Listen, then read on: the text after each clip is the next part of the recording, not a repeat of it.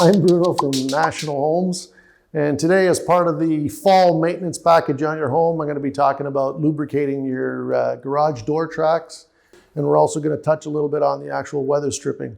When I lubricate my garage doors, I like to actually start on the top casters. So I'll start on the one side, start on the top caster, spray it with some lubricant, move down to the next one, spray it with some lubricant, and so on and so forth. Once you finish the one side, you're going to move to the opposite side, do the same thing. And what I like to do, once they're all lubricated, I like to open and close the actual garage door a few times, which allows the actual lubricant to move through the actual shaft of the caster, as well as through the actual track itself.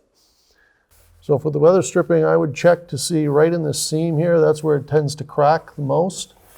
Just make sure you run your finger along it and make sure there's no cracks or damages. If they are broken, you can actually pick them up at your local hardware store.